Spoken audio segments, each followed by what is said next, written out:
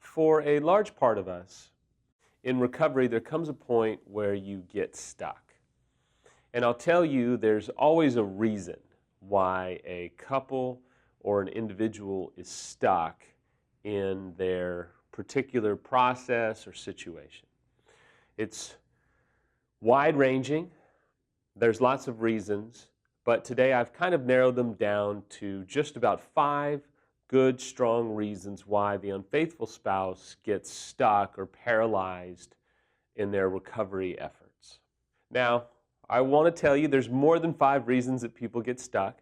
These aren't just the 5 ironclad reasons that they get stuck, but they're probably some of the most prevalent reasons that unfaithful spouses get stuck in their recovery. I've been an unfaithful spouse. I absolutely understand the pitfalls of these 5 reasons that I'm going to give you today. And if you're an unfaithful spouse and you're stuck, you may or may not be doing some of the things that I'm telling you about today. It's a good chance that you actually are probably struggling with one or many of these 5 reasons I'm going to give you today. The first reason we get stuck is we as unfaithful spouses won't commit.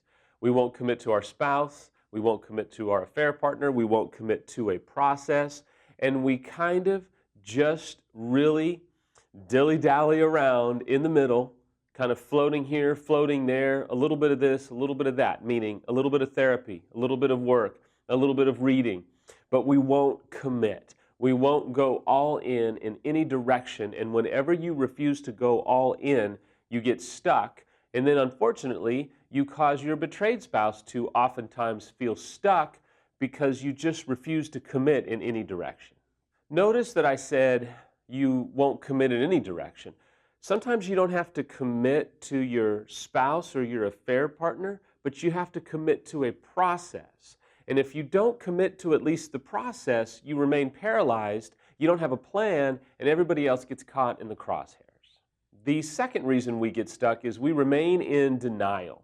And what that does is it actually spills over into minimization. And maybe you've heard your spouse or you've said these things, well, the divorce isn't going to be that bad. It won't be that difficult on the kids. I grew up in a divorce, or, lots of people get divorced, or it's all going to just work out, honey. We're going to be fine. We'll get through this. But we basically live in denial. And as long as we live in denial, we're not willing to face the facts. We're not willing to face the enormity of the situation that our family is hanging in the balance to our choices. And while we want to kind of flounder emotionally, and we don't want to commit to getting help, or we don't want to commit to a process, we have to do something to cope with the overwhelming grief and shame as an unfaithful spouse. And typically we revert to minimizing or trying to stay in denial, because as long as we can stay in denial, it's not that bad and everything is magically going to work out, while we leave a trail of hurt, broken, and violated lives behind us, all because we're stuck. The third reason is we don't trust the process. Some of us don't even want to commit to a process, but then when we maybe give it a shot, we don't trust it. And I talk to people all the time who will say, well, we tried this, or, we did a couple of days of the boot camp, or we did a couple of counseling sessions.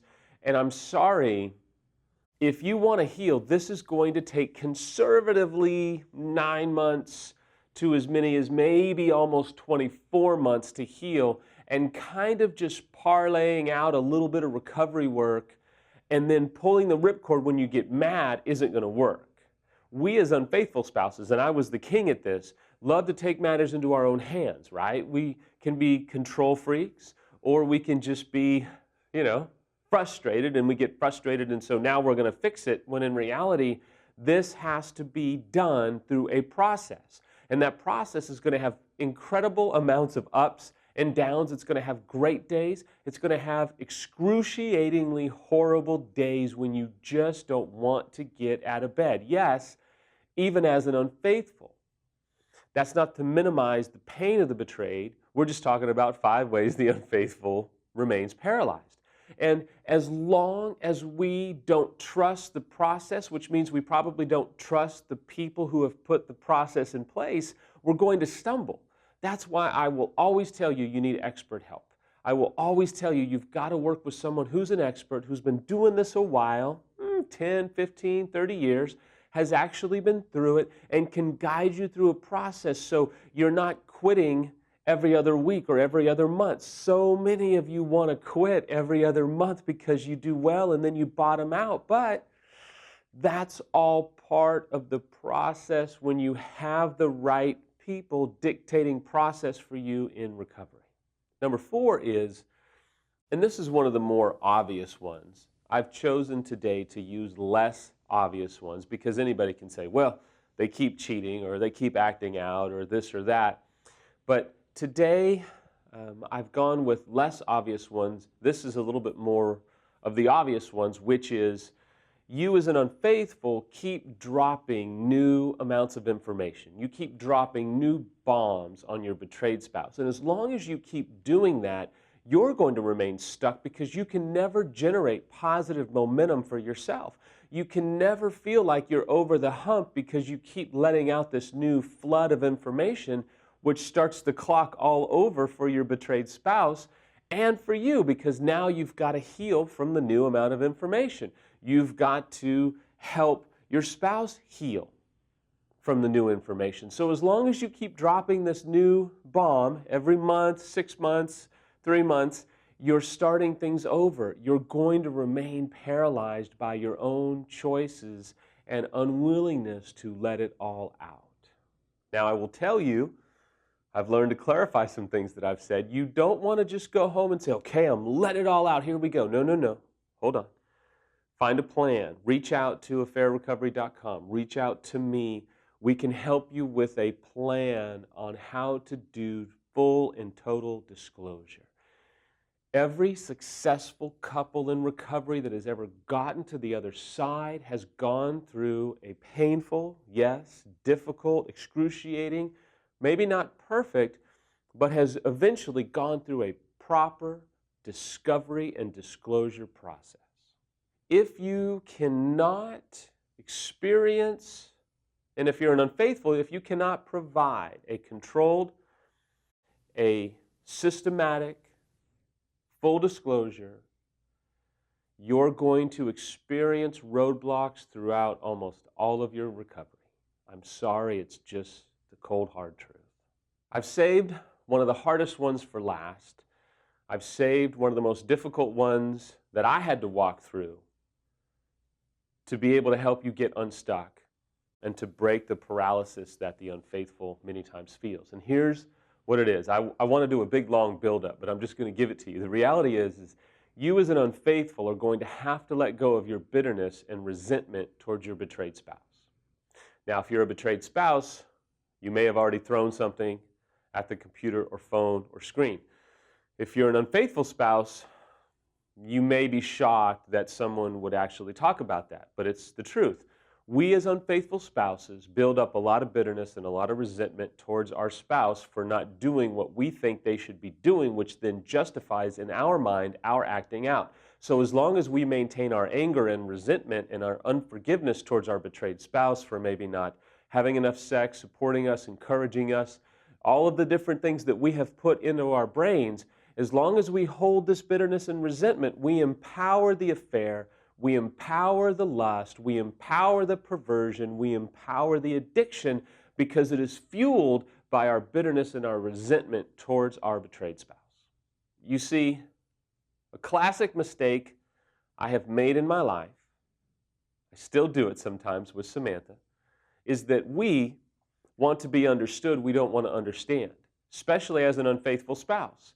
We can go into counseling sessions, EMS weekends, boot camps, all that stuff, and we have this desire where it's like, you need to understand why I cheated, why I did what I did, and what I'm so upset about, and why I feel like I wasn't getting my needs met, and all these things, but we don't want to understand what our betrayed spouse is feeling because we have cheated.